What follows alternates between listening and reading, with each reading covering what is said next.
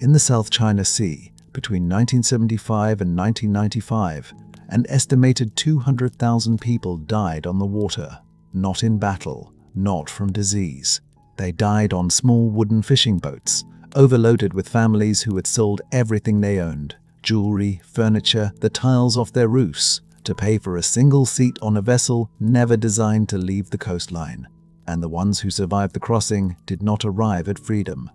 They arrived at wire fences, at camps on small Malaysian and Indonesian islands where some families waited not for weeks but for years, raising children in wooden shelters, watching other families get called forward while their own names were passed over.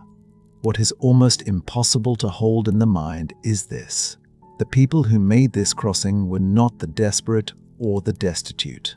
Many were teachers, doctors, merchants, mothers with university degrees and dinner tables and recipes they had cooked every week of their adult lives. So what does it take to make an ordinary family look at the open sea in the dark and decide that is the safer direction? What exactly were they leaving behind? And while you're settling in tonight, I'd love to know, do you think the world's response to the Vietnamese boat people was a humanitarian success or a failure dressed in the language of compassion? But before our journey begins, please take a moment to like the video and subscribe. It's a simple and wonderful way to support the channel, and it means a great deal to me. I'm also always curious to know where in the world and at what time you're joining me tonight. The match scratches once against the box.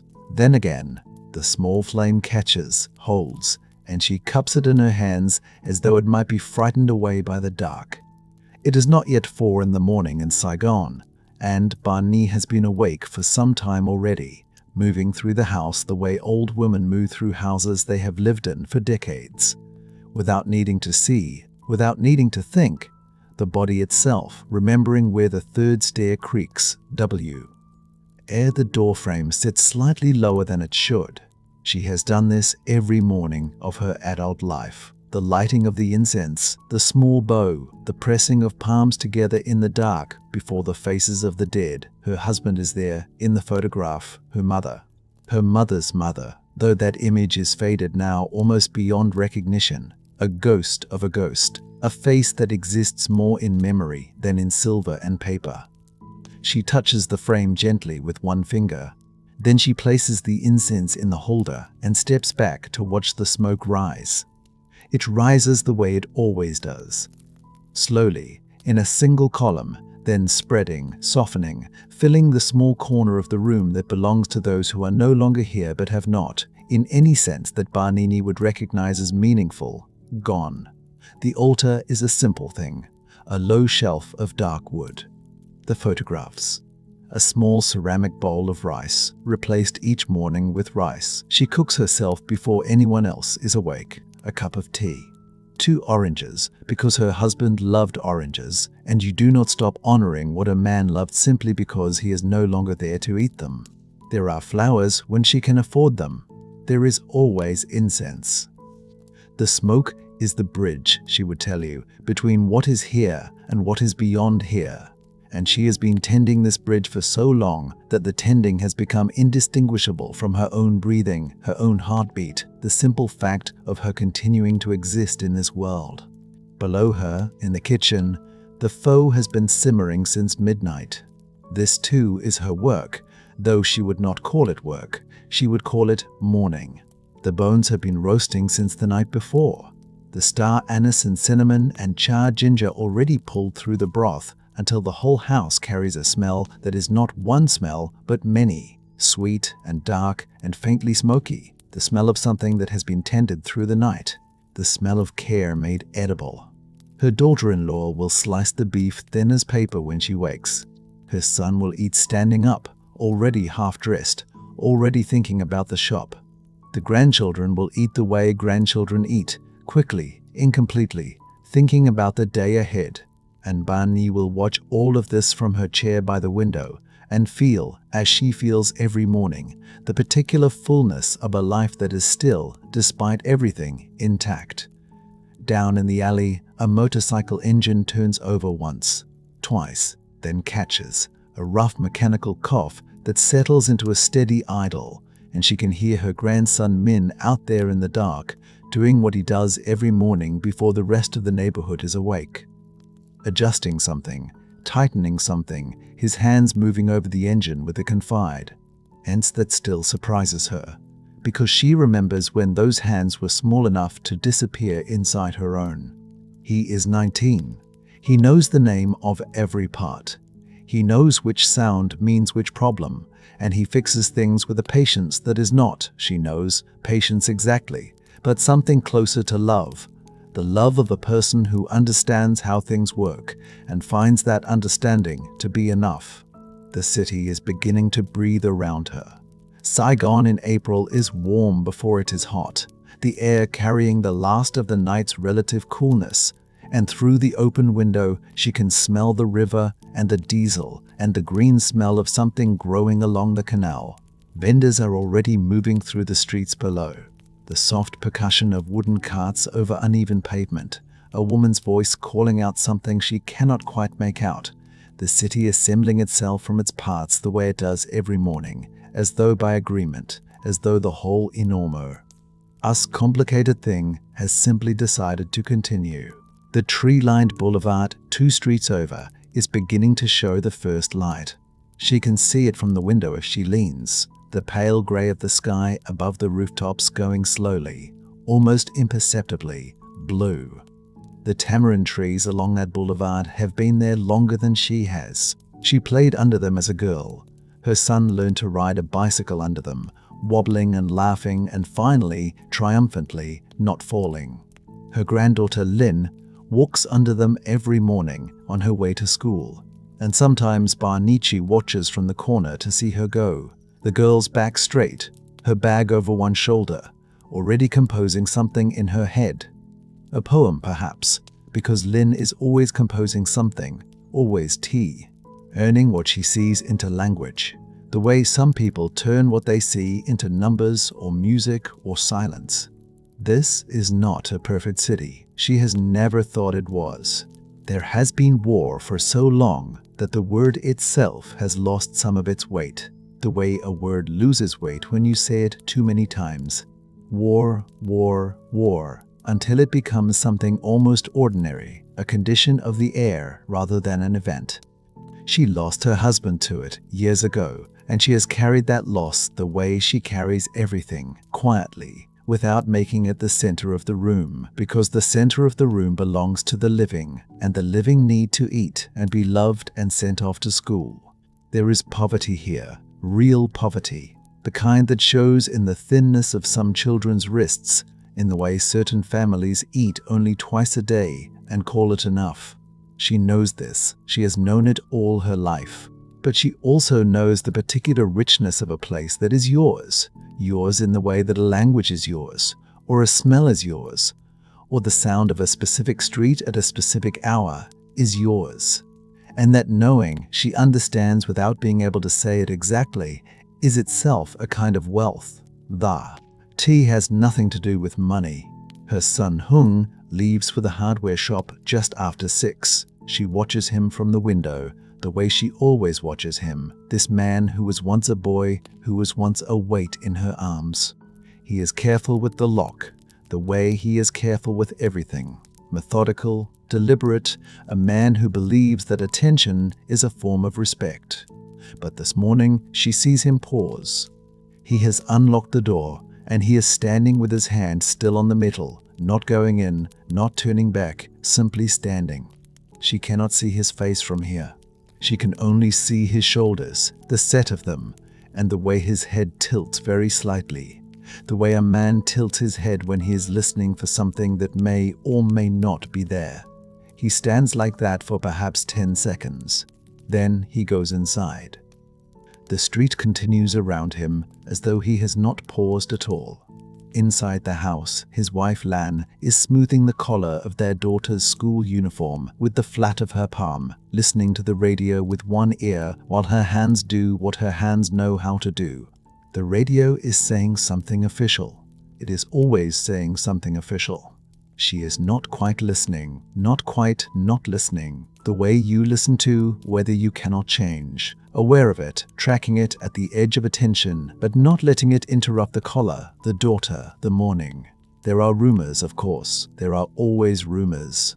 The city runs on rumors, the way it runs on pho, on coffee, on the 1,000 small transactions of daily life that hold a place together. Something is happening in the north. Something is happening everywhere maybe. But the collar needs smoothing, and Lin needs to eat. And there is still the question of whether Min remembered to take his breakfast before he disappeared into the alley with that motorcycle. And these are the things that hold the morning together, these specific and irreplaceable things. The radio changes its tone. It is a small change, the kind that only registers if you are already listening. But Lan's hands go still on her daughter's collar, just for a moment, and then begin moving again. The announcer's voice has shifted into something that is not quite urgency and not quite calm. Something in between. Something that sounds like a man choosing his words very carefully, the way you choose your words when you are not certain what the words are allowed to mean. She turns the volume up slightly, then down again. She sends Lin to find her grandmother. Ba Nishi is still at the window. She has not moved. The smoke from the altar is drifting through the open window now, pulled by some small current of air she cannot feel on her skin, and it rises into the April sky above the rooftops and simply disappears, the way all smoke eventually disappears, the way all things eventually disappear, though she tries not to think about this directly. She thinks instead about the bowl of rice on the altar. She thinks about whether she has enough star anise for tomorrow's broth. She thinks about Min's hands on the engine in the dark below, the sureness of them, and she lets this thought be a comfort, because that is what grandmothers do with the things they love. They hold them up to the light and call them beautiful and try not to think about how fragile the light is. Then she hears it. Not clearly at first. A low sound, a rumble that could be thunder, except that the sky is clear and blue and entirely without clouds. A rumble that comes from the direction of the boulevard, from the direction of the tamarind trees, from the direction of the whole enormous world outside this house that has been moving this morning for longer than she is known to be afraid of it. She does not go to the window. She goes instead to the altar. She takes the remaining incense from the small drawer below the shelf. She lights it. 1 stick, 2, 3, more than she usually lights, more than the morning requires, and she presses her palms together and bows her head and stands very still in the smoke-filled corner of the room while the sound outside grows. The smoke drifts through the open window and disappears into the April sky above Saigon, and for one suspended moment everything is still. The broth simmering below, the photographs watching, the oranges on the shelf, the sky unchanged, indifferent, blue. Then the tanks arrive on the boulevard and the stillness ends. What the family will carry when the time comes and what it will cost them to decide is a question that belongs to the years ahead. But it begins here, in this room, with this woman, and with the thing she reaches for when the world she has known closes its door. Not the deed to the house, not the money, not the documents that say who she is in the language of governments. She reaches for the incense, she reaches for the smoke. She reaches for the bridge between what is here and what is beyond here. And she tends it, as she has always tended it, as though the tending itself might be enough to keep something essential alive in a world that is about to ask her, and everyone she loves, to prove what they are made of. To understand what was lost, we have to go back further than April 1975. We have to go back before the war became the only story anyone outside its borders thought to tell. We have to go back to the Vietnam that breathes beneath all of that, the one that existed in the morning markets and the temple courtyards and the alleyways where children chased each other home before the rains came. This is a country of ancient and layered time, and to rush through it, to treat it as mere context for what follows, would be to repeat the very error that made the catastrophe possible in the first place. The error of seeing these people as figures in someone else's story rather than as the author of their own. The land itself holds centuries without apology. In the south, in the Delta country where the Mekong spreads its fingers into the sea, The rice paddies have been tended for so long that the farmers who work them carry in their bodies a knowledge older than any government that has ever claimed dominion over this soil. The water buffalo moves at the pace of geological time. The egret stands in the shallows with the patience of something that has never been asked to hurry. And yet 30 miles away, in Saigon, the city moves at a completely different tempo. Motorcycles threading through intersections with an almost musical precision, vendors calling out prices in voices trained to carry across noise, the smell of coffee and diesel and jasmine all arriving at once, arid and specific and absolutely alive.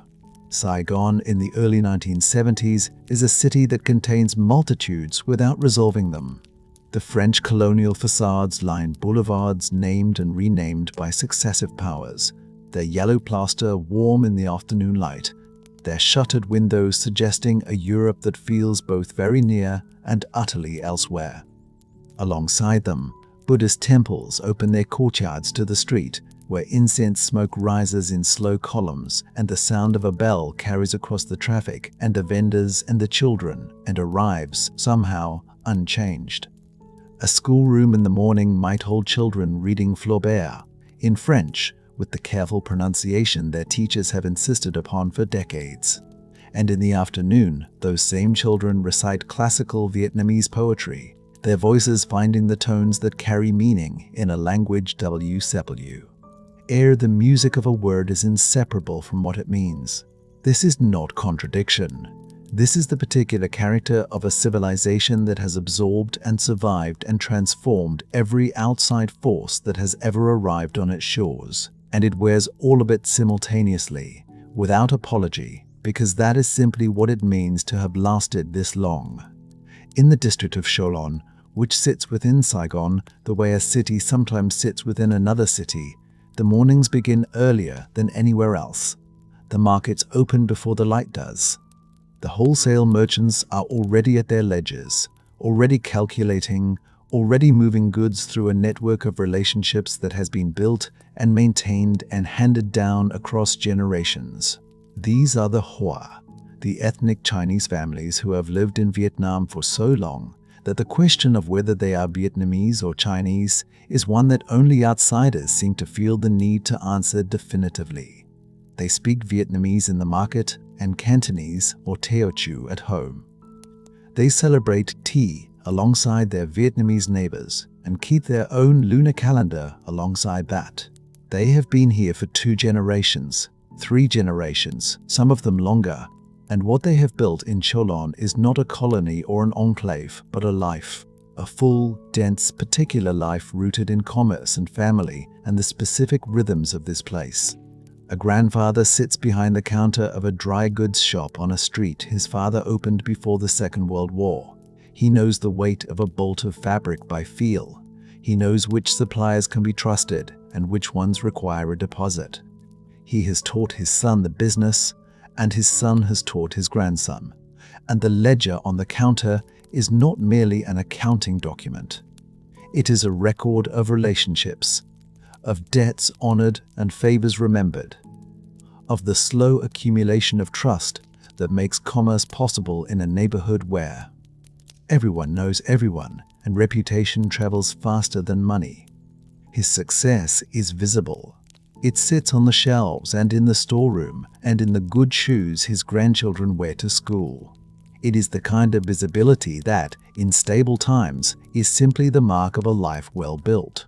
In other times, it becomes something else. But we are not yet in those other times. We are still in the world before the crack, and in this world, the grandfather's shop is simply part of the texture of the street, and the street is part of the texture of Cholon, and Cholon is part of the texture of Saigon, and all of it is alive and specific and irreplaceable in the way that only things built across generations can be. The Catholic families who came south in 1954 carry a different kind of layering. They came when the country divided along the 17th parallel, and the Geneva Accords gave people 300 days to choose which side of the line they would live on. Nearly 1 million people moved south in those 300 days, most of them Catholic, most of them carrying what they could and leaving behind what they could not. They brought their faith and their saints' names and their particular way of organizing a community around a parish church, and in the South they rebuilt, not the same thing, but something new that held the shape of what they had left. By the 1970s, their children have grown up in a South that feels entirely like home. The church is the anchor of the neighborhood. The feast days are observed with a seriousness that is also somehow festive. The mothers know which families are looking for a match for their daughters, and the fathers argue about politics, the way men argue about politics everywhere, loudly, with conviction, and with the assumption that the argument will be allowed to continue. The families of civil servants and military officers inhabit a world of quiet professional dignity that is also, in its way, a form of faith. Faith in an institution, in a structure, in the idea that the work of building a government and a society and a future is work worth doing. The uniform hung carefully on its hook at the end of the day. The children sent to schools where they are expected to excel because the family has decided that education is the thing that cannot be taken away.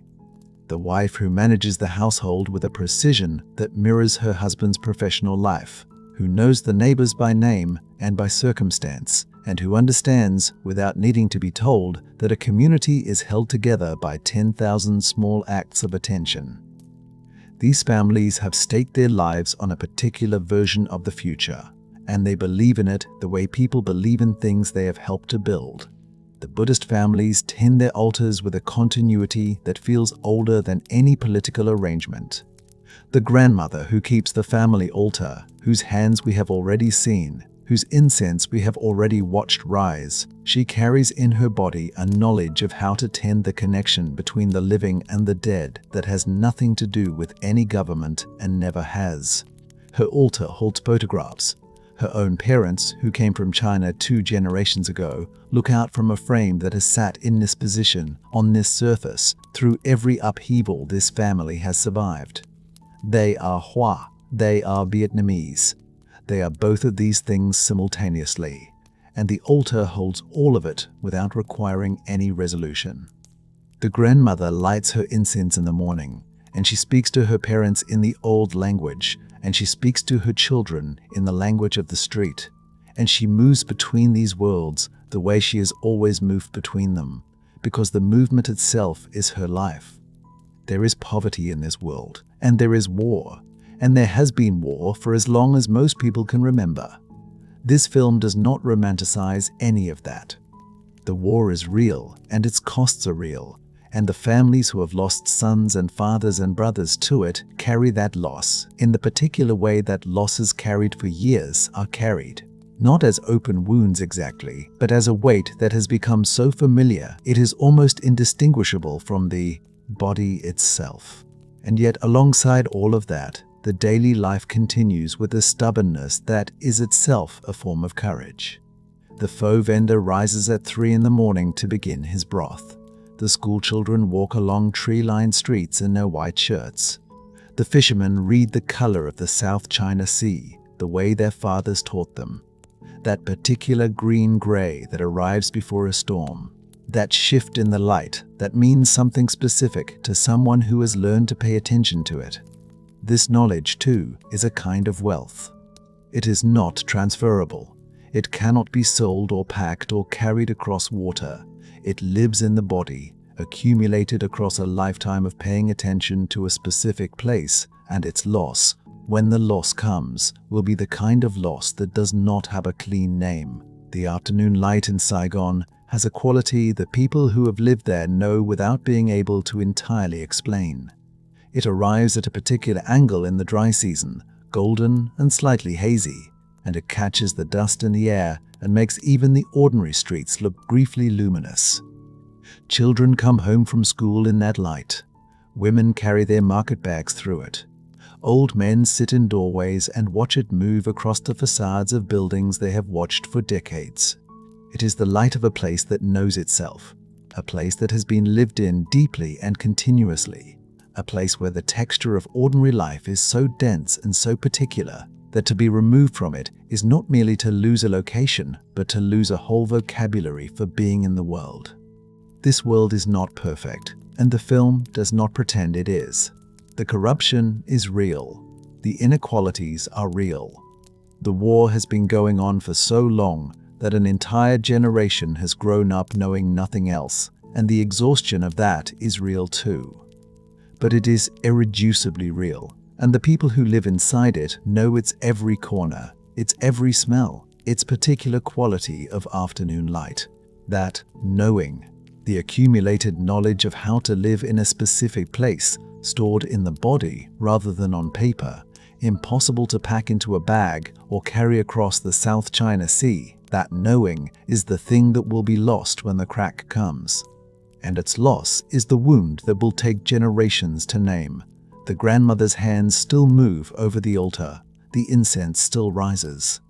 Outside, the afternoon light is doing what it always does, and the city does not yet know what is coming for it. And for one more moment, everything is exactly what it has always been. The tanks come in the afternoon. They do not announce themselves with trumpets or ceremony. They arrive the way large, irreversible things often arrive, louder than expected, and then suddenly there, turning corners that have been turned 10,000 times before by cyclos and schoolchildren and women carrying vegetables from the morning market. The sound of them is not one sound, but many. The grinding of treads on asphalt, the low mechanical breathing of engines built for exactly this kind of forward motion, and beneath all of it, a frequency that is not quite sound at all, but something the chest registers before the mind does. The city of Saigon, which has heard so much in its long and complicated life, goes quiet in a way it has not gone quiet before. It is April 30, 1975. The Republic of Vietnam ceases to exist between 1 hour and the next. For the soldiers who have marched from the north, some of them for years, some of them since they were barely old enough to hold a rifle, for them, this moment carries something vast and real. A war that has consumed a generation, that has taken fathers and brothers and sons into a silence from which many never returned, is ending. The emotion is genuine and enormous. There are tears on the faces of young men who have not allowed themselves to cry in years, because crying was a luxury the road did not permit. There is the particular joy of a thing finally finished, a weight finally set down. This is not nothing. The narrator holds this honestly and does not look away from it. But the camera of the story, the attention of this telling, turns quietly and without judgment toward the other faces. A man stands on the sidewalk outside a pharmacy his family has operated for 22 years. He watches the column of vehicles pass. His expression does not change. He is already calculating, not because he is cold, but because calculation is what the moment requires. He knows what he is. He has served as a translator for the American presence.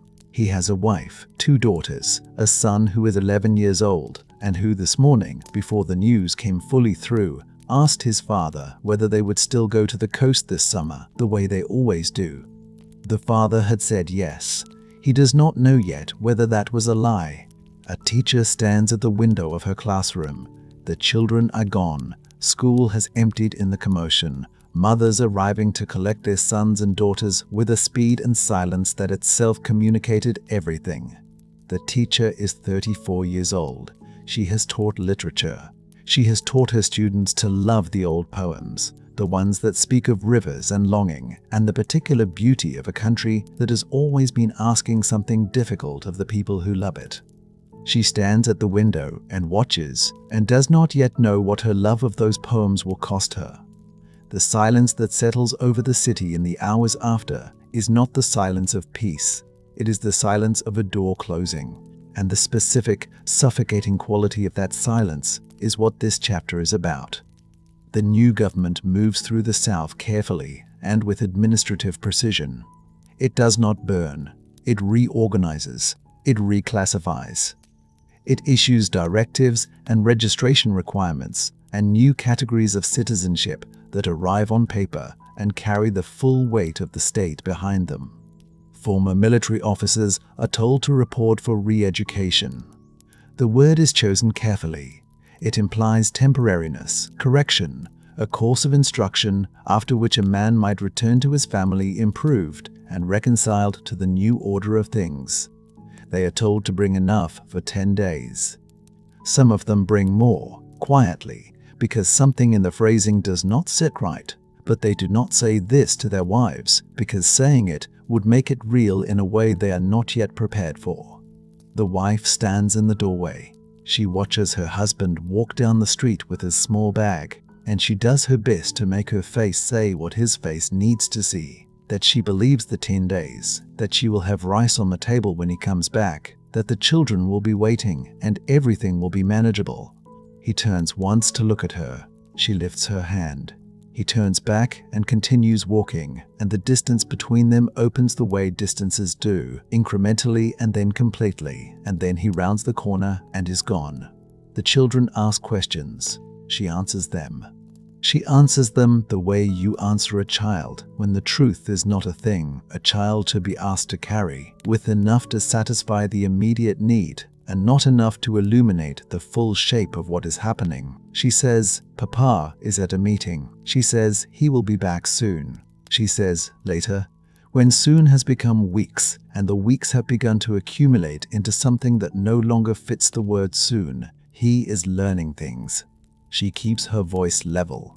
Mothers in this particular historical moment become masters of the level voice. The camps are everywhere and they are nowhere. That is the specific bureaucratic cruelty of them. There is no official list of facilities that a wife can consult. There is no address to write to, no phone number, no form to submit requesting confirmation of location or status or health. There are rumors. A neighbor's cousin heard from someone that the men from this district have been sent to a camp in the Central Highlands, or to the far north, or to the Delta.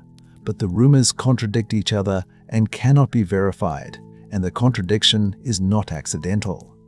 Uncertainty is a tool. It keeps people still. It keeps people quiet. It keeps people from organizing around a shared grievance because the shared grievance cannot be confirmed, only suspected. The women who are left behind exist in a state for which no clean word has been made. They are not widows. Their husbands are alive.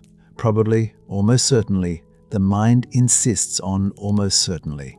But they cannot confirm this, and the not confirming becomes its own form of daily labor. They light incense on the family altar. They make offerings to ancestors who understood from their own lives what it meant to wait for a man who had been taken by history.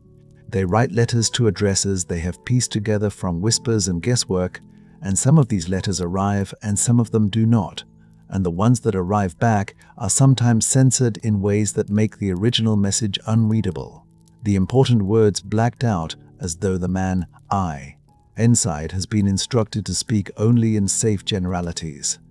I am well. The weather here is different from home. I think of you. The property follows a different logic, and the quietness of it carries its own particular weight. A grandfather built a shop. He built it with his hands and with money he had saved across years of careful living.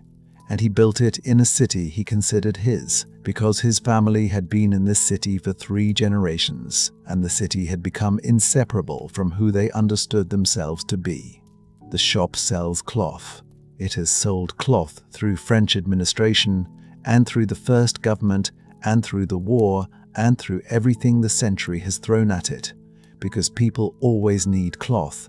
And the grandfather understood that a business built on a genuine and lasting human need was a business that could survive almost anything. He does not know that almost is doing a great deal of work in that sentence. The nationalization does not arrive as a fire. It arrives as paperwork. A form is delivered, or a notice is posted, or an official appears at the door with the particular expression of a man who is doing something he has been authorized to do and who has made a private arrangement with himself not to feel it. The shop is now state property. The inventory is now state inventory.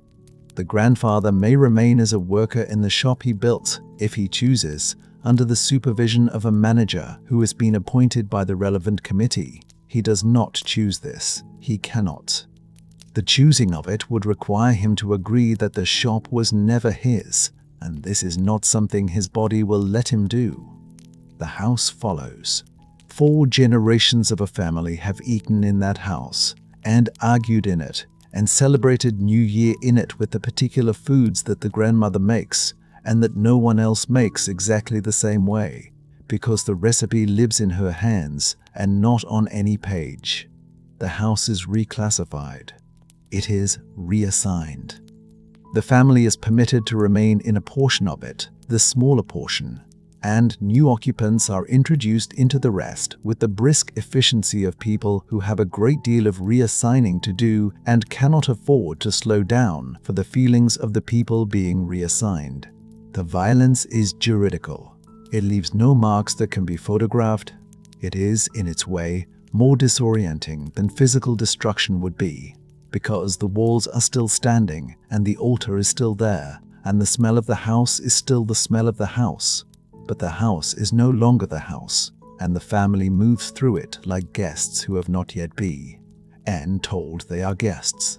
For the ethnic Chinese families, the Hoa, who have run their small businesses across the southern city for generations, there is an additional layer that arrives more slowly but carries its own distinct chill. The new government views them with a suspicion that is partly ideological and partly geopolitical. A suspicion shaped by Vietnam's complicated and deteriorating relationship with China, which is not their China, which is a China many of them have never seen. But this distinction is not one, the new A. Demonstrative categories are built to accommodate. There are small humiliations. A business permit that is denied without explanation. A child who is passed over for a school placement in a way that cannot quite be proven intentional. A neighbor who has always been a neighbor and who now looks at a family with an expression that has something new in it, something careful and assessing, as though he is trying to determine which way things are going before he commits to any particular warmth. It is not yet persecution, but it carries the smell of what persecution smells like when it is still deciding how serious to be. The woman sits by the window. It is late. The incense on the altar is burning, the thin smoke of it rising in the still air of the room, and the smell of it is the smell of every evening her family has ever marked with prayer and remembrance. The smell of continuity, of a practice handed down through so many hands that its origins are older than anyone living can name. The children are asleep behind her. She can hear the particular quality of their breathing, the slow and unguarded rhythm of children who have not yet learned to sleep lightly, who still trust the night. She is thinking. She is not thinking in the way that produces a decision, not yet. She is thinking in the way that maps a landscape, that traces the edges of a thing she cannot yet see the full shape of. She is thinking about her husband, who has been gone for 8 months now, whose last letter arrived 6 weeks ago and said only that he was well and that the weather was different from home. She is thinking about her children, who ask about their father with a frequency that is decreasing, which frightens her more than the questions did. She is thinking about the shop that is no longer the shop, and the house that is no longer quite the house, and the city outside the window. That is still the city, still the streets she has walked her whole life, still the same trees and the same air and the same quality of darkness. And yet, she is not yet decided. The narration honors that suspension because the suspension is the truth of the moment. She is a woman in the dark, with sleeping children and burning incense, and a question that is still forming itself inside her, gathering its weight slowly, the way water gathers before it finds the direction it needs to go. She does not move. She stays at the window. The incense rises. Outside, the city breathes in the way cities breathe at this hour. Not with peace exactly, but with the temporary truce that darkness offers everything.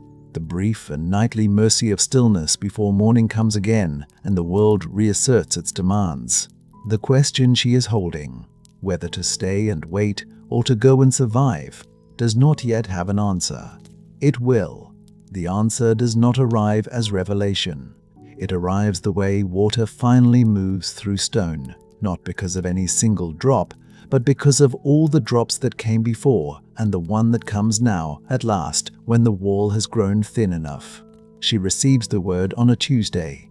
It comes through a woman she knows only as the wife of a man who sells vegetables 3 streets over, a woman with careful eyes who speaks in the particular register of someone accustomed to delivering news that cannot be delivered directly.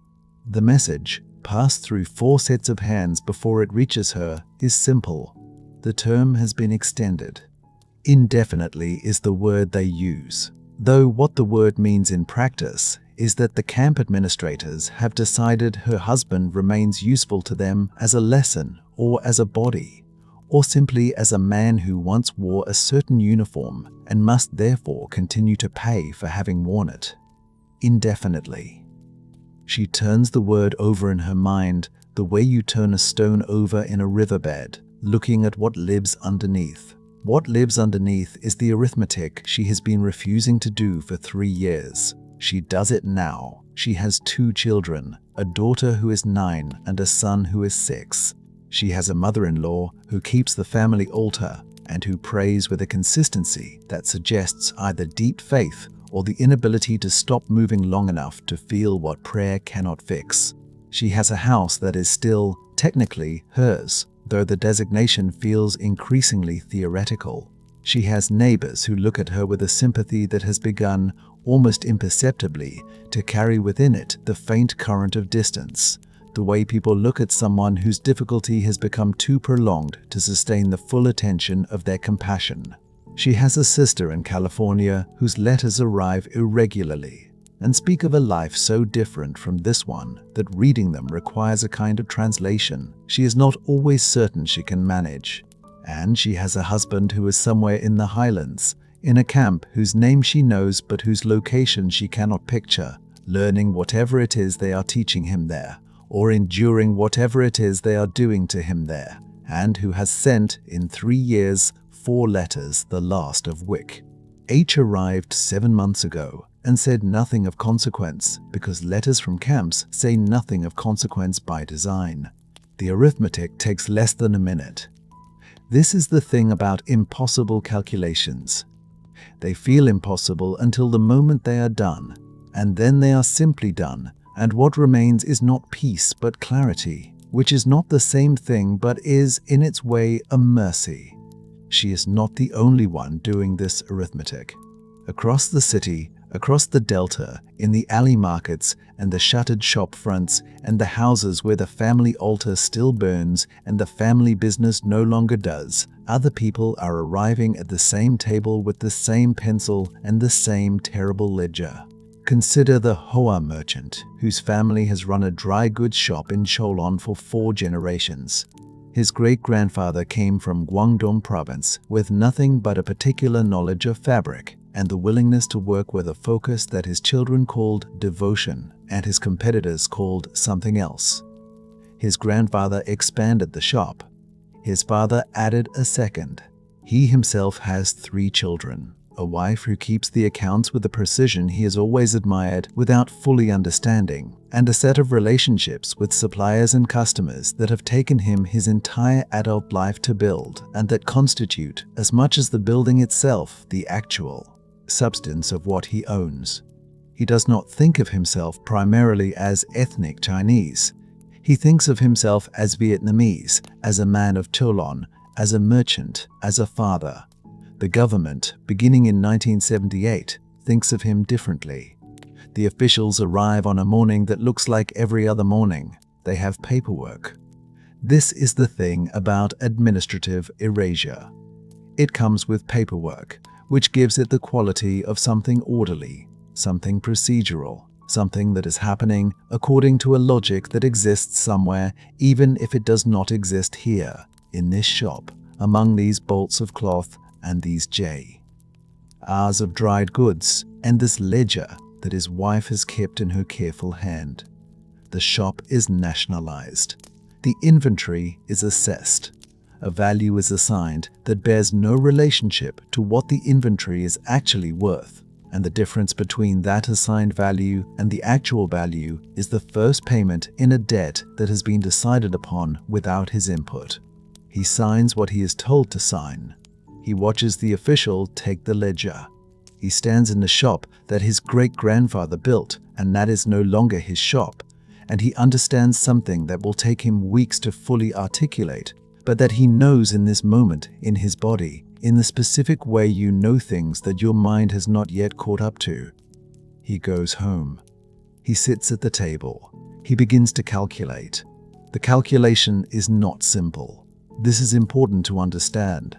It is not simple, and it is not fast, and it is not made in a state of panic, though panic is present, wearing the clothes of practicality.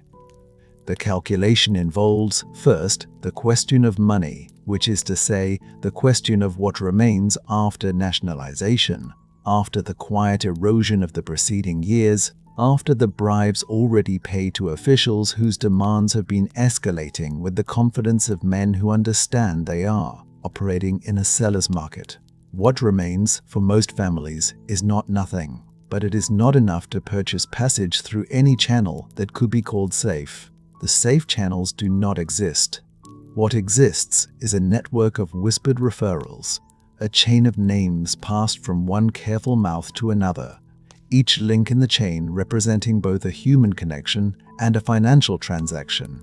And at the end of the chain, if the chain holds, is a boat captain who is himself calculating, who is himself balancing risk against profit, who has a vessel built for coastal fishing that he is willing, for a price, to fill with people who need to cross water he has never crossed. The price is high. This is understood by everyone in the transaction. The boat captain knows the seller's desperation and prices accordingly. The families know they are being priced accordingly and pay it anyway, because the alternative to being priced accordingly is staying, and staying has become the more expensive option, measured in the currency of what cannot be recovered. The gold is the practical solution to a practical problem. You cannot carry cash in quantity without it being seen. You cannot carry property. You can carry, sewn into the lining of a jacket, sewn into the hem of a child's clothing, sewn into the waistband of a pair of ordinary trousers, small flat pieces of gold that represent the compressed residue of a life's accumulation, the family business reduced to its most portable form. Mothers sit in the evenings with needles and thread, and do this work with the same quiet focus they have brought to every domestic task, every mending, every alteration, every small repair. It is not a dramatic act. It is a sewing act. The children wear the clothing and do not fully understand what they are wearing, and the mothers watch the children and understand everything. There are conversations that happen in the weeks before departure that cannot be had directly. A father speaks to his daughter about her grandmother's health in a way that is actually about whether the grandmother can walk a long distance at night. A mother speaks to a neighbor about a cousin in Malaysia in a way that is actually about asking whether the neighbor has a contact, a name, a number, anything that can be trusted. The neighbor's answer, a pause, a slight shift of the eyes, a particular way of ending the conversation that carries within it both caution and information, is itself a kind of answer. People learn to read these silences. They become fluent in what is not said, in the negative space of conversations that have been trained by necessity to carry their meaning underneath rather than on top. The house is sold. This too deserves its full weight. The house that a family has lived in for 20 years, where the children were born and the parents aged, and the grandmother has burned incense every morning since before the children can remember, is sold for a fraction of its worth to a buyer who understands the seller's situation completely, and who is, in his way, simply another person doing arithmetic in a city full of people doing arithmetic. The transaction is completed. The money changes hands. The family accepts this. They have to accept this. The alternative is to keep the house and lose everything else. And what they are calculating is that everything else is more important than the house, which is to say that the family inside the house is more important than the house, which is to say that love, when it is forced to make this particular, our calculation, chooses the living over the built, the breath over the stone. She receives, through the same careful network that brought her the news of her husband's extended term, the name of a contact. The contact has a contact. The contact's contact has a boat. The boat will leave in 11 days from a place she is given in terms of landmarks rather than addresses, because addresses can be written down and landmarks cannot. She tells her mother-in-law. She tells her daughter. She tells her son in language scaled to what a 6-year-old can hold without breaking. She does not sleep fully for 11 days, but she sleeps, and she cooks, and she folds and packs and sews, and she tends the altar beside her mother-in-law, and she waits. On the night of departure, the city is doing what it always does at this hour. Somewhere a radio plays. Somewhere a dog moves through an alley with the purposeful indifference of a dog who knows exactly where he is going. The street vendors who work the late hours are at their stations, the small fires under their pots, sending up thin columns of smoke that carry the smell of broth and charcoal and something that is simply the smell of this city, this particular city, in this particular season, at this particular hour of the night. The city does not know they are leaving. The city is not watching. The city is simply being itself, continuing its nighttime life with the magnificent indifference of a place that has held this many people for this many centuries and will hold others after they are gone. She walks with her daughter on one side and her son on the other, and her mother-in-law slightly behind. The old woman holding a small cloth bundle against her chest with both hands, the way you hold something when you have decided this one thing of everything cannot be lost. The bundle contains what it contains: a photograph, a small figure from the altar, something that smells like home, because the grandmother understands, in the way that people who have lived long enough understand, that the nose remembers what the mind will eventually struggle to hold. Nobody speaks. There is nothing left to say. Everything that could be said has been said in the 11 days of preparation, in the conversations that were not conversations, in the arithmetic that was done and redone and done again until the answer was always the same answer. They walk through streets they have walked their entire lives, and the streets receive them as they always have, without ceremony, without acknowledgement, with the simple neutrality of pavement that does not distinguish between the person who is passing through and the person who is leaving forever. The water is ahead. They cannot see it yet, but they can feel the particular quality of air that lives near water, the slight loosening of the heat, the faint salt underneath everything else. The children walk close. The grandmother's cloth bundle does not move from her chest. The mother walks forward with the specific quality of attention of someone who has stopped looking back. Not because there is nothing behind her worth looking at, but because she knows, with the certainty of someone who has finished calculating, that looking back is the one luxury she can no longer afford. The city breathes behind them. The water waits ahead. And between those two facts, in the small dark space of a family walking in silence through streets that do not know them as anything other than ordinary, there is something that is neither hope nor despair, but contains both: the love that made the leaving necessary and the leaving that makes the ove unbearable, held together in the body of a grandmother clutching a cloth bundle, in the hand of a child who does not yet understand, in the step of a mother who understands everything. They keep walking. The shore disappears. It does not announce itself. There is no final wave, no last visible rooftop catching the moonlight, no moment when a person might reasonably say, "There, that is the last of it." One moment, Vietnam is behind them, a dark mass against a darker sky, and then it is simply not. The water closes over the distance between the boat and the land is gone, and there is nothing in any direction but the South China Sea at night, which is enormous in a way that no one who has not been small upon it can fully understand. The engine runs.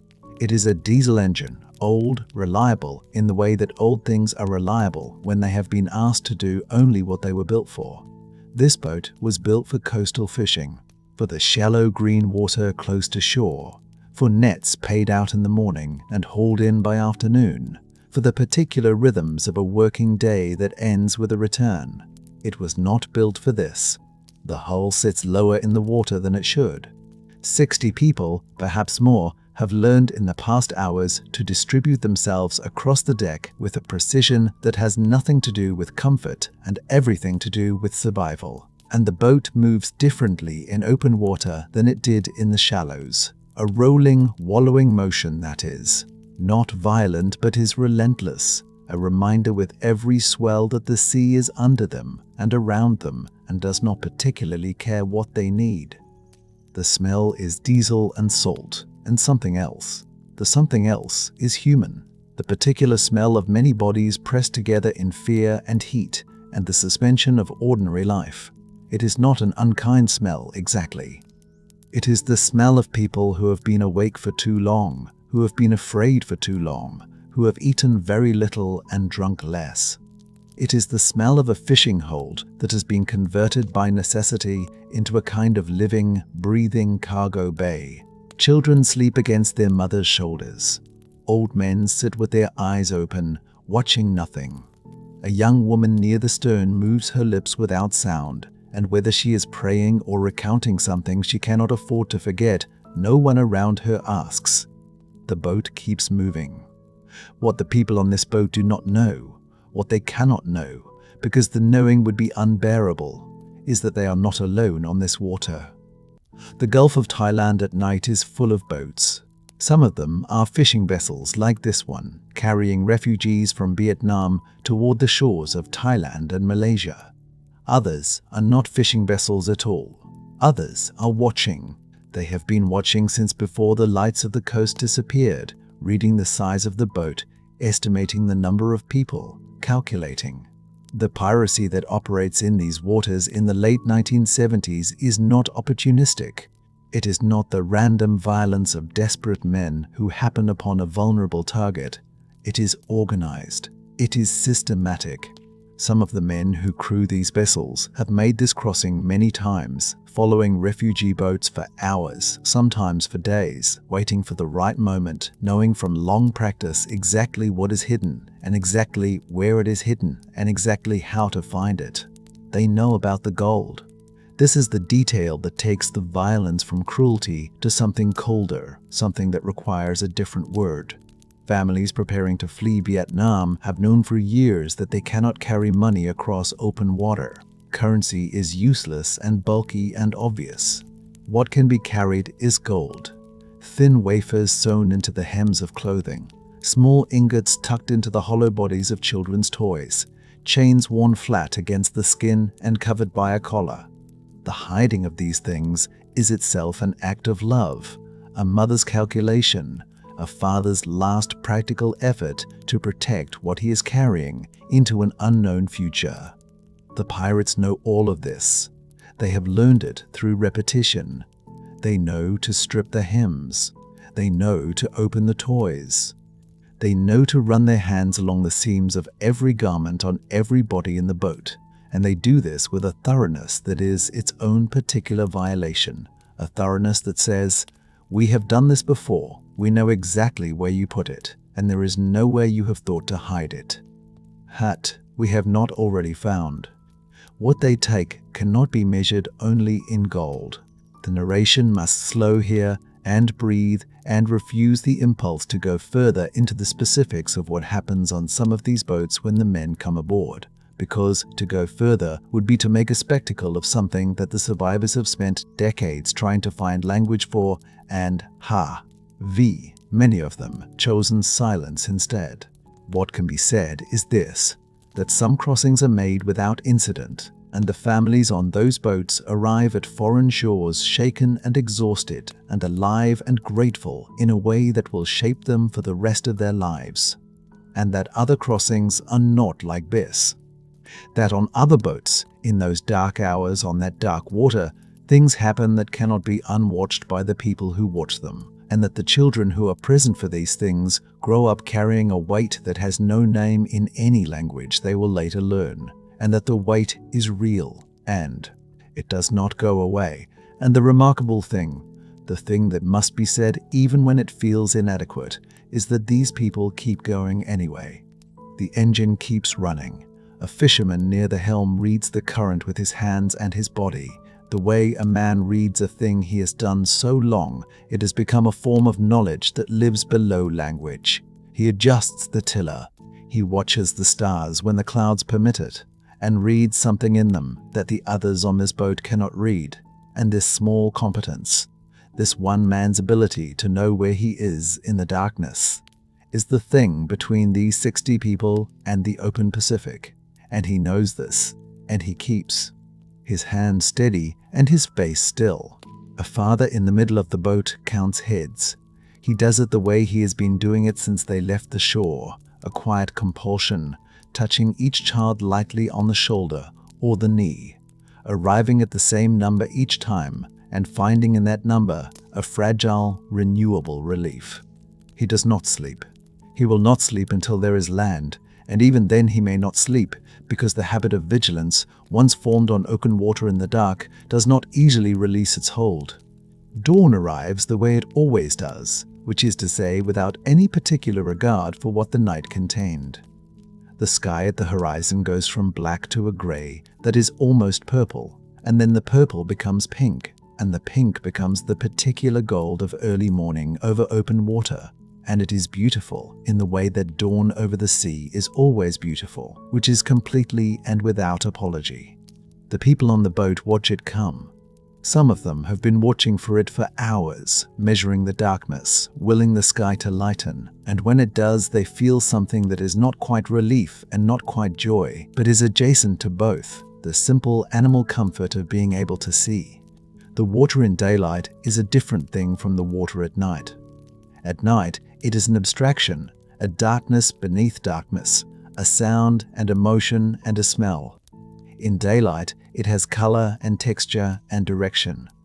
A person can see the swells coming from a distance. A person can watch the horizon and understand what the horizon is. And on this particular morning, on this particular boat, a person watching the horizon sees something that is not water. It is land.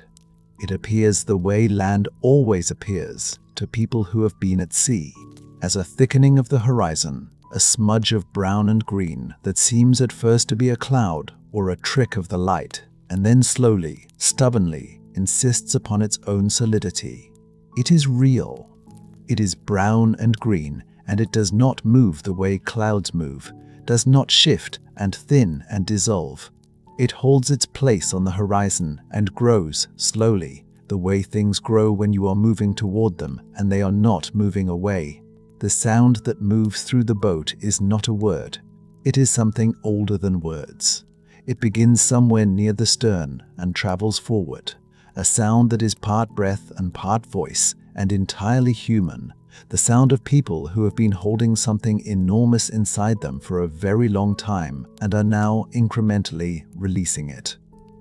A woman near the middle of the boat begins to cry, not quietly but openly, her shoulders shaking, her hands pressed flat against her face, and the sound of her crying is not a sound of sadness exactly, but of something breaking open that needed to break.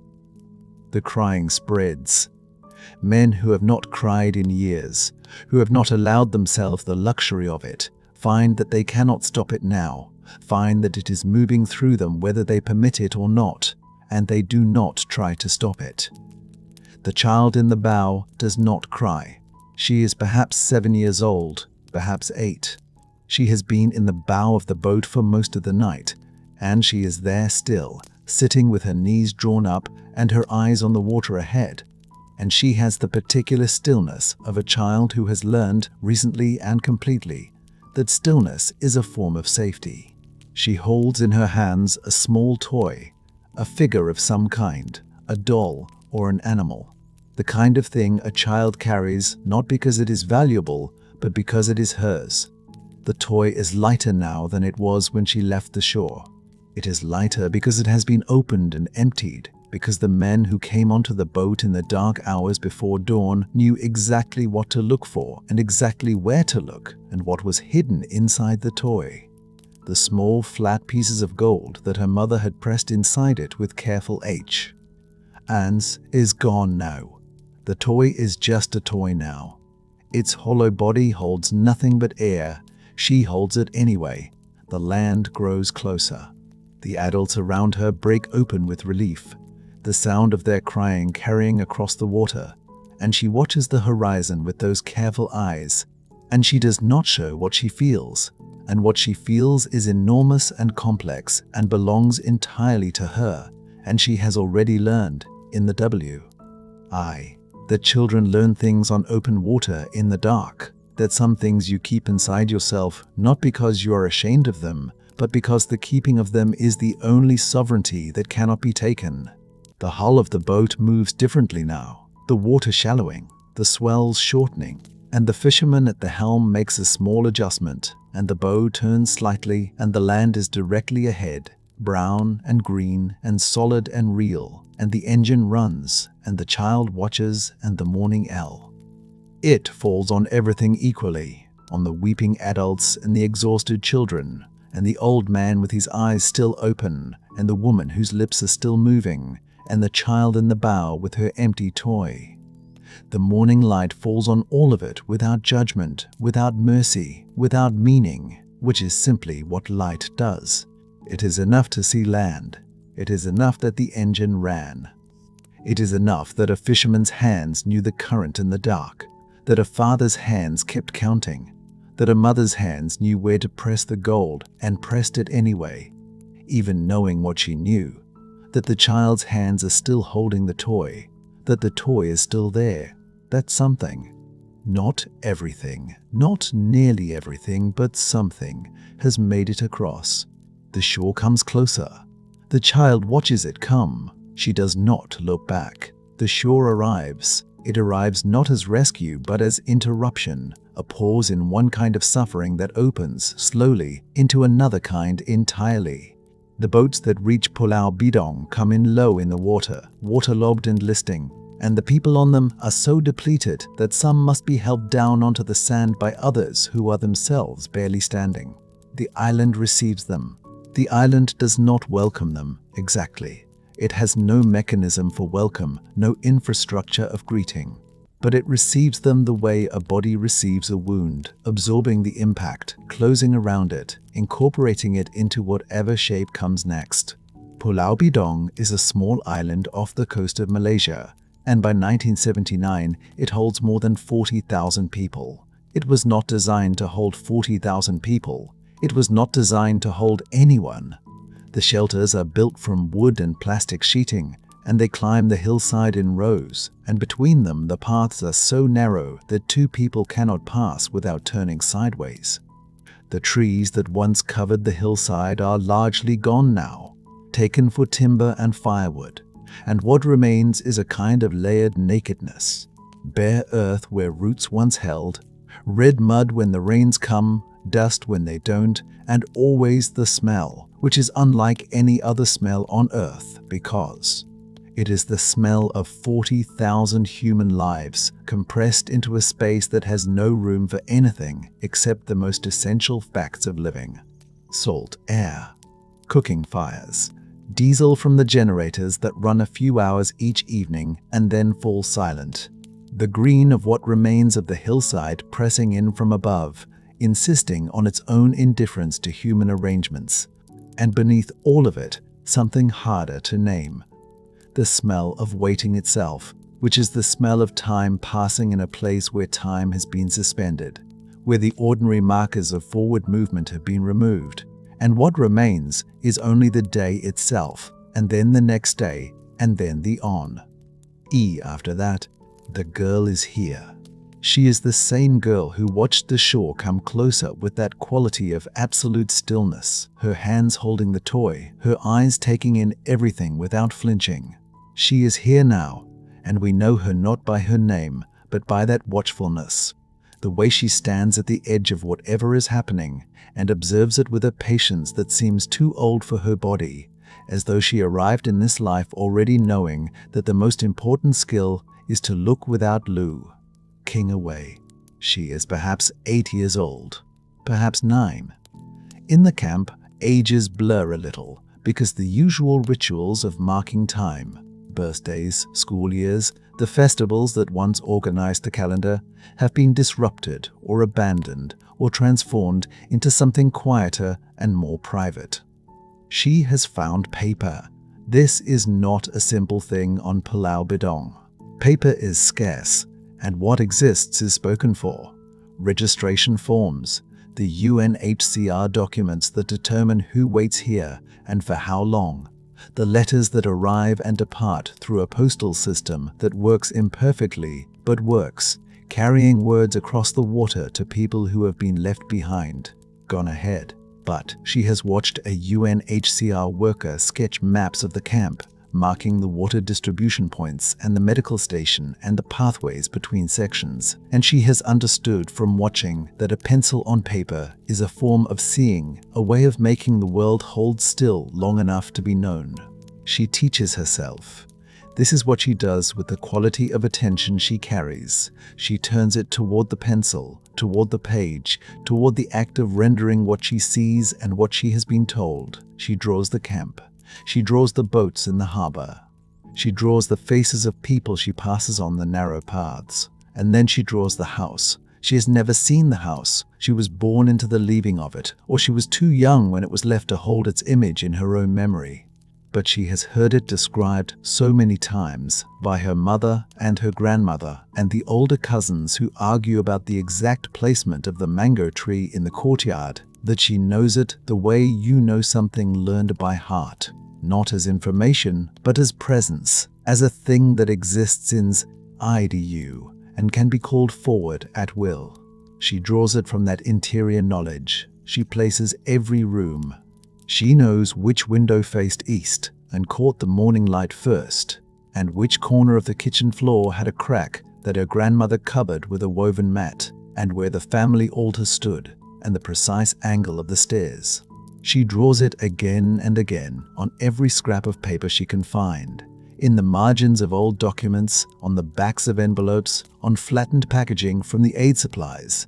And each version is slightly different, refined by whatever new detail she has gathered from whoever she has spoken to that day. These drawings are not metaphor. They are architecture. They are the transmission of a place from those who remember it to one who will carry it forward without ever having stood inside it. And the fact that the transmission happens through a child's pencil on salvaged paper in a camp on a Malaysian island is not a diminishment of the place being transmitted. It is, in its way, a form of preservation more intimate than any photograph, because a photograph captures what the eye sees, but these drawings capture what the heart insists is real. The camp has its own life. This is what the statistics never convey, and what the administrative reports cannot hold. That 40,000 people do not simply endure, they live, and living means that Pulau Bidong has its own gossip and its own hierarchies and its own small economies, its own moments of laughter that arrive WFW, without warning and matter enormously precisely because of what surrounds them. There are people here who were doctors in Saigon, and people who were fishermen, and people who were teachers and merchants and soldiers and monks. And in the camp, these distinctions both dissolve and intensify. Dissolve because everyone waits in the same heat under the same plastic sheeting. And intensify because in a place stripped of almost everything, what a person knows and what they can do becomes their entire currency. The teachers teach. This is perhaps the most quietly extraordinary fact of camp life, that in a place with no classrooms and no textbooks and no blackboards, the teachers teach. They teach from memory, which is the only resource that cannot be confiscated or lost at sea. A woman who taught mathematics in a school in CC gathers children on a cleared patch of ground and writes numbers in the dirt with a stick, and the children lean in, and the lesson proceeds with the same seriousness it would have had in any classroom, because the teacher brings that seriousness. with her and the children feel it and respond to it. And for the duration of the lesson, the dirt and the stick and the open air are sufficient. A man who taught literature recites from memory.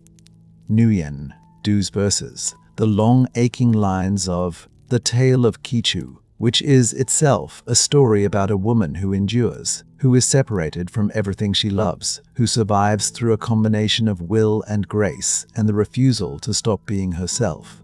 The children listen. The poem moves through them. Something is planted. The camps are not only Pulau Bidom. The world of waiting has many addresses. Galang, in Indonesia, holds its own tens of thousands, its own makeshift schools and shrines and small markets where people trade whatever they have managed to keep. Panat Nikom in Thailand processes refugees moving toward resettlement, teaching English and the customs of countries most of its residents have never seen and can barely imagine. How to use a Western stove, how to dress for a cold climate, how to navigate a grocery store in a language that has not yet settled into the mouth. The camps in Hong Kong press people into high concrete buildings, vertical waiting, the sky visible only in narrow strips between rooftops. Palawan in the Philippines, where the ocean is almost unbearably beautiful, and the beauty sits alongside the sorrow without resolving it. Each camp is a variation on the same essential condition. The threshold, the between space, the place that belongs neither to what was left behind, nor to what has not yet arrived. And like all thresholds, the camps develop their own character, their own internal weather. People fall in love in the camps. Children are born in the camps and know no other world for the first years of their lives. And those children will carry the camp inside them the way the girl carries the house she has never seen, as a place known entirely through description and imagination, real in every sense that matters. People die in the camps of illness and of grief, and sometimes of a despair so complete it has no name in any language. The UNHCR workers move through all of it. They are not heroes in the simple sense. They are people doing genuine work inside a system genuinely unequal to the need. And they know the inadequacy of what they can offer even as they offer it. They process the forms. They manage the water distribution and the medical supplies and the resettlement interviews that determine which family goes to which country and when. They sketch their maps and a girl watches them sketch, and something passes between the watcher and the watched that neither of them can fully name. The workers carry their own weight home at the end of each day, and some of them carry it for the rest of their lives. The faces, the cases, the children who waited too long for a decision that came too late. The mothers who wait for letters are their own category of endurance. Their husbands are in re-education camps in Vietnam. Officers, civil servants, teachers, anyone the new government has deemed in need of correction. And the letters that arrive are censored and infrequent and written in the careful language of men who know their words are read before they are sent. The women read between the lines. They read the gaps and the silences and the particular phrasing of a sentence that would not need to be phrased that way if everything were as stated. They light incense at shrines made from whatever is available: a wooden crate, a tin can, a photograph sealed in plastic against the humidity. They pray in the direction of home. They maintain the altar because maintaining the altar is the one act of continuity available to them, the one thread that runs unbroken from the life that was to the life that is. Their grief has been carried so long it has changed their posture. There is a way a person holds their shoulders when they have been waiting for years. Not slumped, not broken, but settled into the waiting, the way a tree settles into the particular lean that the prevailing wind has shaped over decades. It is not resignation. It is the physical form of a decision made so many times it has become structural. The girl brings one of her drawings to a woman like this. She does not explain it. She places it on the crate beside the photograph. This careful rendering of a house that exists now only in memory and in pencil lines on salvaged paper, and the woman looks at it for a long time without speaking. Then she nods once, and the girl goes back out into the narrow path between the shelters, and the drawing stays. This is how it works. This is how the transmission happens. Not through official channels, not through the documents that determine legal status and resettlement eligibility and the bureaucratic fact of who a person is, but through a drawing left beside a photograph, through a poem recited in the dirt, through a recipe spoken aloud in the dark, so that the next generation will know the proportions even if they never taste the original dish. The camp cannot give back what was taken. No camp can do that, but it can be the place where people decide each morning to remain. A woman lights incense at a small shrine made from a wooden crate and a photograph, and the smoke drifts through the gaps in the shelter walls and out into the camp's particular smell. Salt air, cooking fires, diesel from the generators, the green of the island hillside. She is waiting. She has been waiting for so long that waiting has become her primary occupation, the thing she is best at, the skill she has refined to something approaching mastery. And the film watches her for a long moment before moving on, because her waiting is not passive. It is an act of will, a decision made every morning to remain present for the children who need her, to keep the altar lit, to keep the name of the house alive in the mouths of children who have drawn I.T. from description and will carry it forward into a world she cannot yet see. She holds the vigil. The smoke rises. The island holds its 40,000 souls in the particular stillness of a place that is neither here nor there, and the girl somewhere in the narrow paths between the shelters is drawing again, her pencil moving across whatever paper she has found, placing the rooms of a house she knows by heart in, to a world that is learning, slowly, how to hold what has been carried so far and at such cost. The horizon is empty. Then it is not. A shape resolves itself slowly out of the morning haze off the coast of Terengganu, and the fishermen who see it first do not need to look long to know what it is. They have seen this shape before. They will see it again. The vessel is low in the water, lower than any fishing boat should be, and as it comes closer, the people on shore can begin to make out the figures standing on the deck, pressed together, the particular stillness of people who have stopped moving because there is nowhere left to move. Children are visible among them. A woman holds something wrapped in cloth against her chest. A man stands at the bow and looks toward shore the way a person looks at something they are not sure they are allowed to want. The question being asked on shore is not first, how do we help? The question being asked on shore is, how many more? It is important to sit with that question honestly, because the people asking it are not monsters. They are harbor officials and regional administrators and politicians who have been receiving reports for months about numbers that were never supposed to reach this scale, and the numbers have reached this scale and then exceeded it, and then exceeded it again. Malaysia, by the late 1970s, has already taken in more boat arrivals than any international framework had anticipated or prepared for. The camps that were supposed to be temporary processing stations have become permanent cities.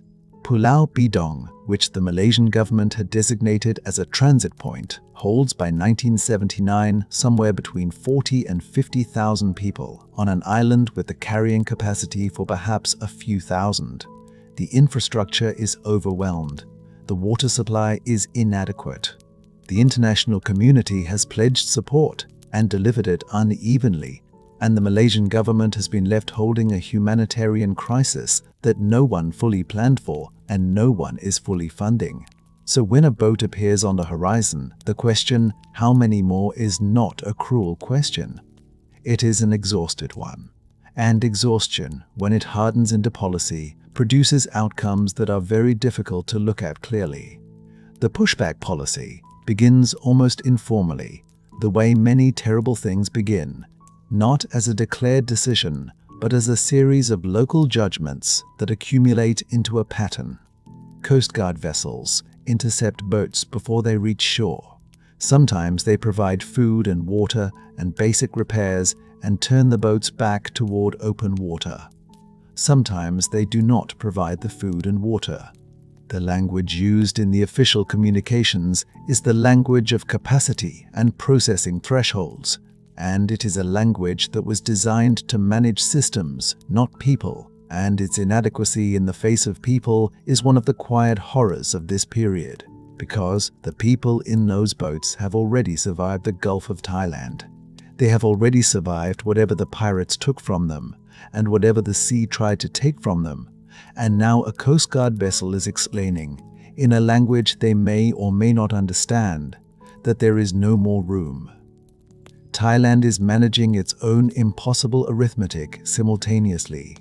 The land border with Cambodia is producing its own wave of displacement, and the Thai government is trying to hold together a refugee policy that applies to multiple crises at once, while maintaining relationships with neighboring governments that have their own positions on what Thailand's shores hold and should not accept. The officials making these decisions are not indifferent. Many of them are genuinely anguished. The gap between what they know to be right and what they believe to be possible is the gap in which policy lives, and it is a very uncomfortable place to live, and it shows on their faces in the photographs from those years. The 1979 Geneva Conference on Indo-Chinese Refugees convenes in July, and the people who attend it are tired before they arrive. The United Nations High Commissioner for Refugees, Paul Hartling, has been traveling between capitals for months, making the case that the international community cannot leave the countries of first asylum to manage this alone, that resettlement commitments must be expanded, that the pushback policy must stop, that what is happening in the South China Sea is a catastrophe that the world is watching and must therefore be accountable for. He makes this case in rooms that are very well appointed and very far from the water, and the people listening to him are also making calculations, different calculations that involve domestic politics and public opinion and the particular fears that large-scale migration tends to activate in settled populations. The conference produces commitments. The United States agrees to double its resettlement intake. Canada, Australia, France, West Germany, and others offer expanded quotas. The countries of first asylum agree to maintain open shores in exchange for international assurances that the people who land will not stay forever, that resettlement will move faster, that the burden will be shared. It is a system being assembled in the middle of an emergency, and, like all systems assembled in emergencies, it is imperfect and partial, and it will be tested immediately against realities that the negotiators could not fully anticipate from their conference rooms in Geneva. But it is something. It is the world deciding, collectively and imperfectly, that it cannot simply look away. The resettlement countries arrive in this story not as destinations, but as debates. In the United States, the question of Vietnamese refugees has been tangled since 1975, with the unresolved grief and anger of the war itself, and the arrival of more Vietnamese. These boat people, as the press has taken to calling them, a phrase that carries within it both sympathy and a subtle diminishment, reopens wounds that a significant portion of the American public would prefer to leave closed. There are politicians who frame the arrivals as disorder. There are editorialists who invoke economic anxiety. There are communities that organize themselves around resistance, and communities that organize themselves around welcome. And the distance between these two responses is the distance across which American identity is always, in every generation, being renegotiated.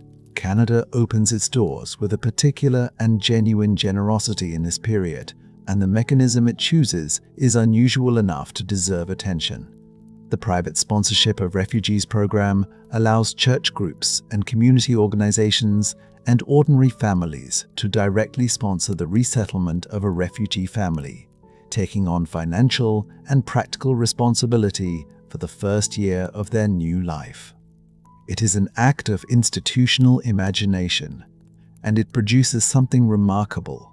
Tens of thousands of Vietnamese families brought to Canada, not by government bureaucracy alone, but by the particular human warmth of a congregation that has decided, together, that this is what they are for.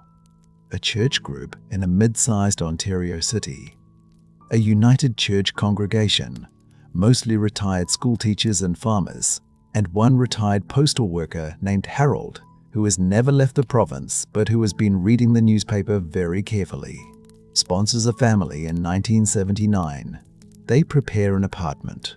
They stock the kitchen with what they imagine will be familiar foods, though they are not sure what familiar means in this context, and their guesses are well-intentioned and not entirely accurate. They make a banner.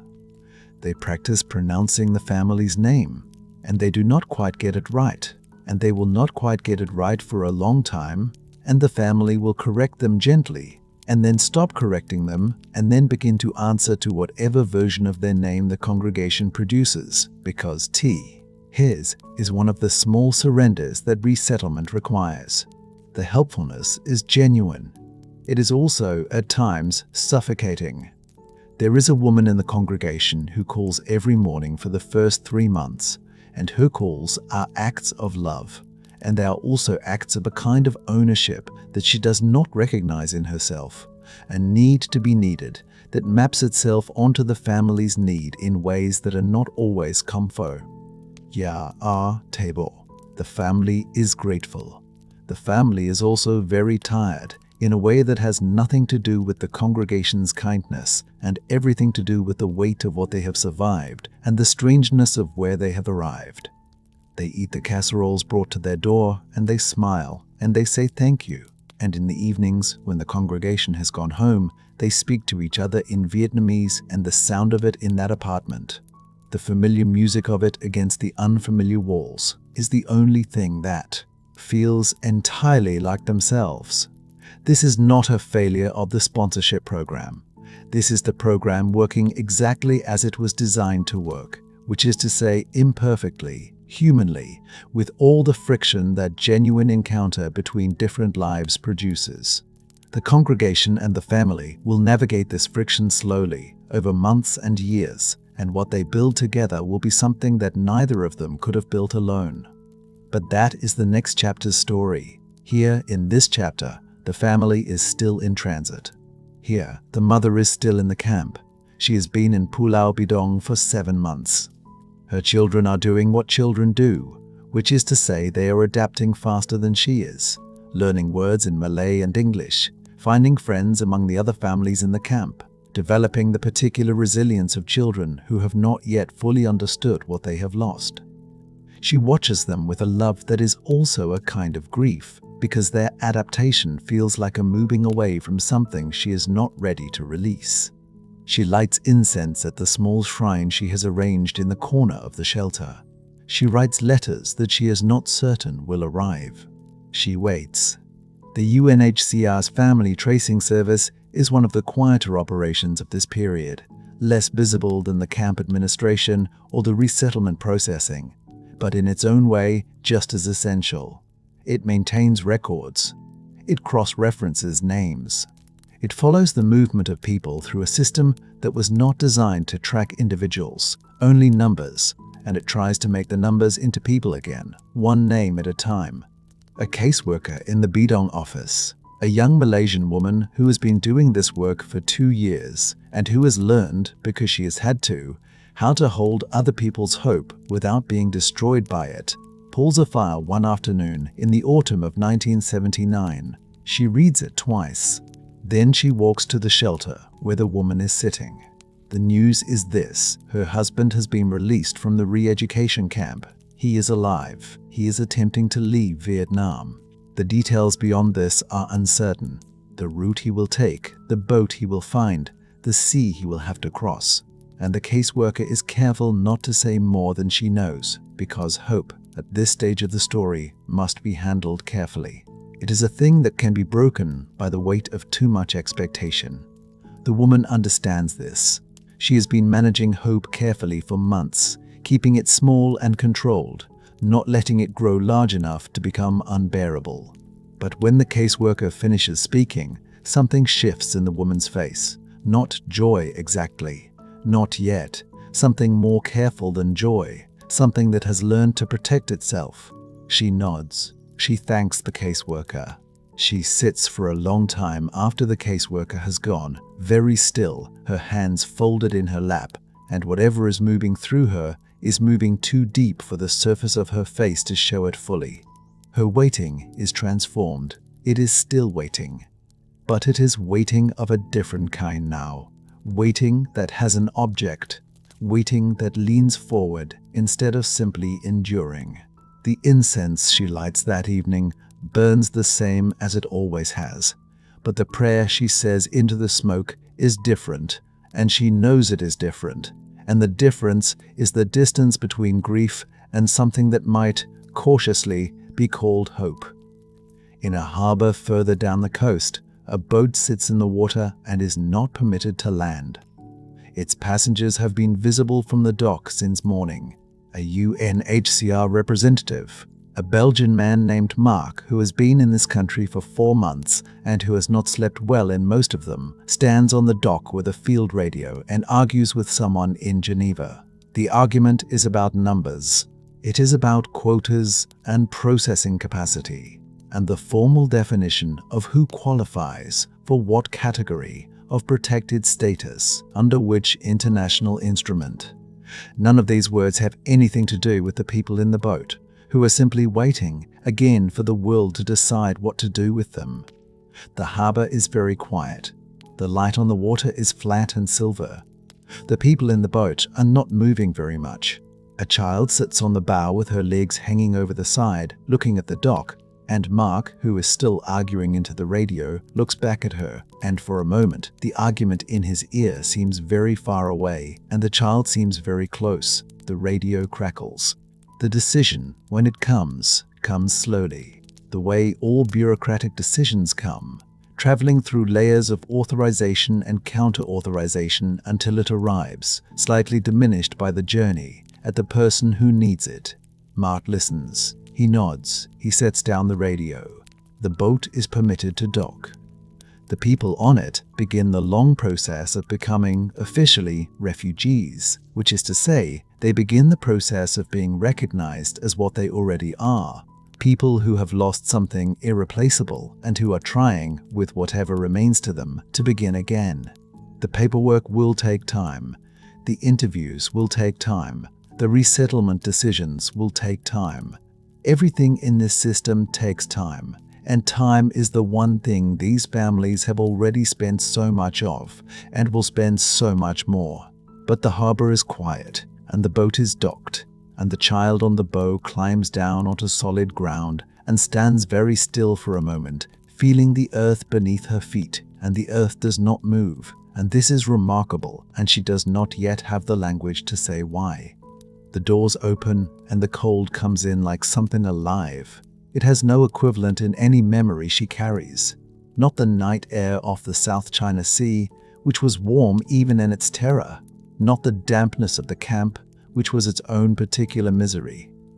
This cold is something else entirely, something that enters through the nose and the eyes and the thin fabric of a coat that is too large and brand new and smells of someone else's laundry. The mother pulls the youngest child against her chest, inside the coat, and the child's crying is the first sound any of them make that is not the sound of moving through a system.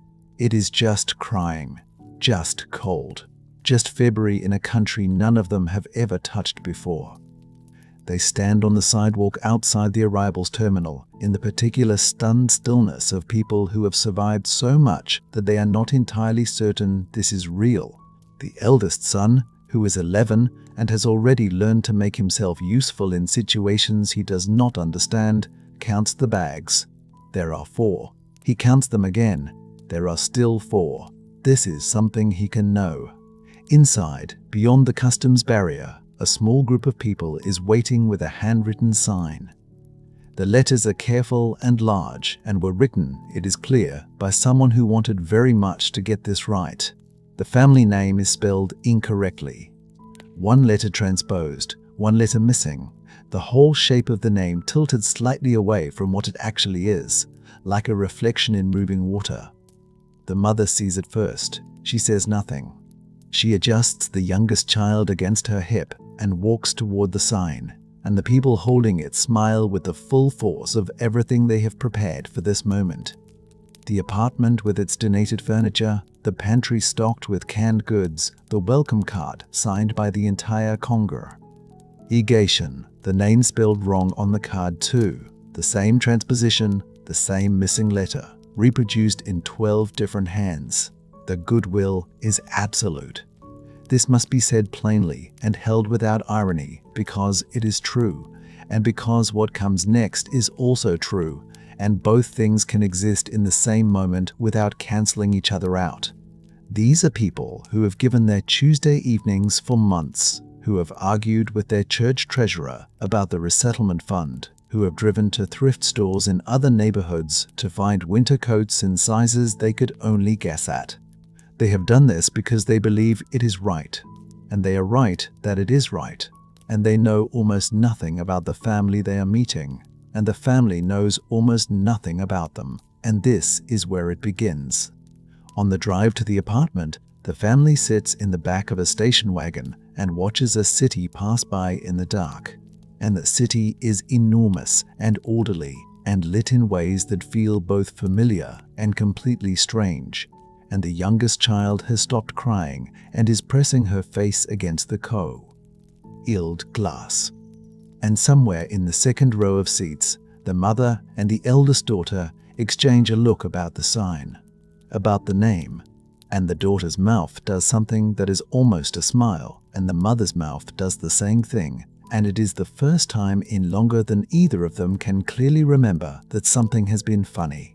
Just slightly, just briefly, just between the two of them. But funny. Something opening.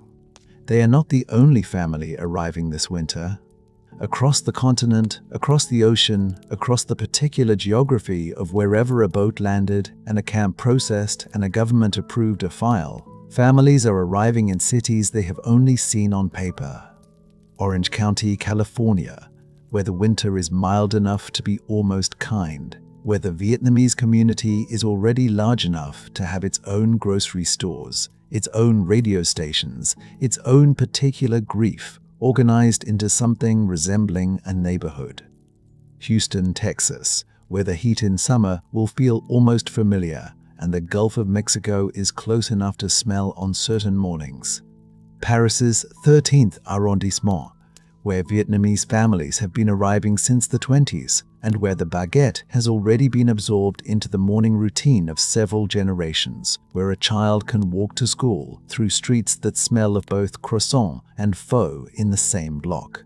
Coeur, Sydney's Cabramatta, which will become, in time, a district so thoroughly transformed by its Vietnamese community that it will be called Little Saigon, and people will come from across the city for the food and stay, because the food is only the beginning. Montreal's Côte des Neiges, where the cold is serious and the French is familiar in its sounds if not its meanings, and where the combination of those two things creates its own particular kind of double displacement.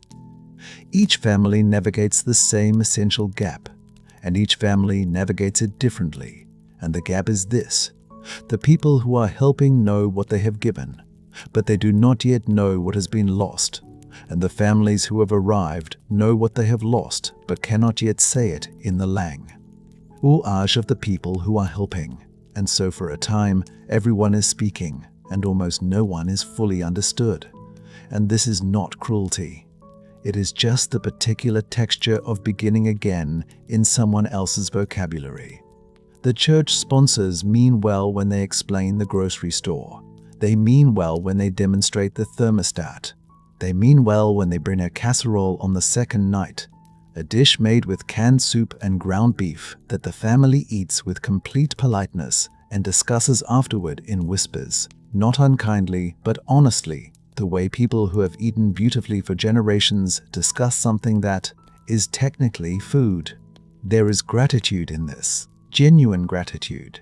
And there is also the quiet, private exasperation of people who know exactly how a meal is supposed to smell and what it means when it doesn't.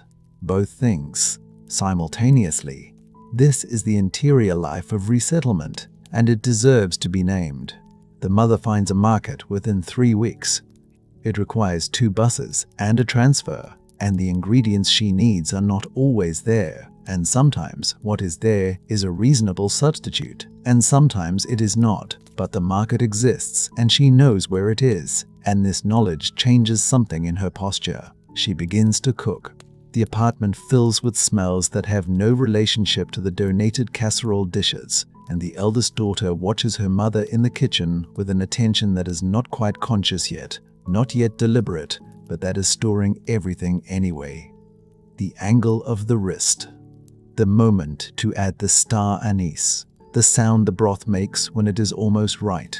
The children enter school. The youngest, who cried at the cold, adapts with a speed that is almost alarming to watch. Within 2 months, she is navigating the classroom with a confidence that has entirely bypassed her parents' comprehension. She comes home with slang. She comes home with opinions about television programs. She comes home slowly, as someone slightly different from the child who left each morning, and the difference accumulates the way all quiet changes accumulate, gradually, and then all at once. The new language is arriving fast, and the first language is being pushed, gently but persistently, toward the edges. This is not a tragedy in the way the sea was a tragedy, but it is a loss, and it is real, and it happens in kitchens and bedrooms, and in the gap between what a grandmother says and what a grandchild can fully receive, and it deserves its grief. The father of another family, in another city, in another country, arrives 18 months after his wife and children. He has been in the re-education camp for 4 years. He is thin in a way that does not entirely resolve. He walks off the plane, and his wife is waiting, and they hold each other in the arrivals hall with a completeness that is visible to everyone around them, and that belongs entirely to themselves. This is not the reunion of films.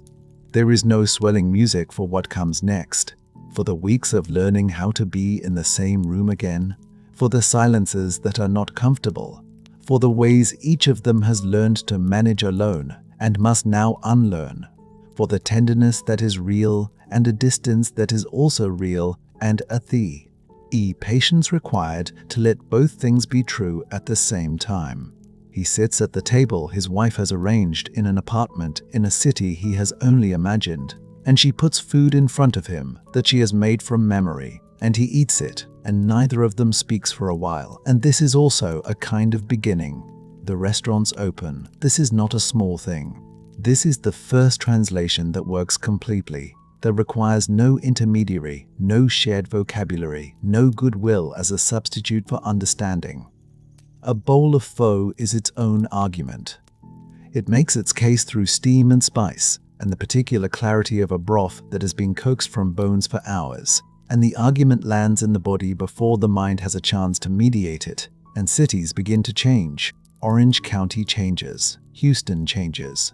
The 13th arrondissement deepens. Cabramatta becomes a destination. The nail salons open, and the grocery stores, and the bakeries where the baguette has been absorbed and transformed into something that is neither French nor Vietnamese, but is entirely its own thing. And this is what a diaspora does to a city, if the city allows it. And slowly, imperfectly, with fric, tion, and resistance, and also with genuine hunger, the cities allow it. The children grow. They carry 2 languages, 2 sets of table manners, 2 ways of understanding what a family owes its elders, and they navigate the space between them with a fluency that their parents can see but cannot always follow. They go to universities.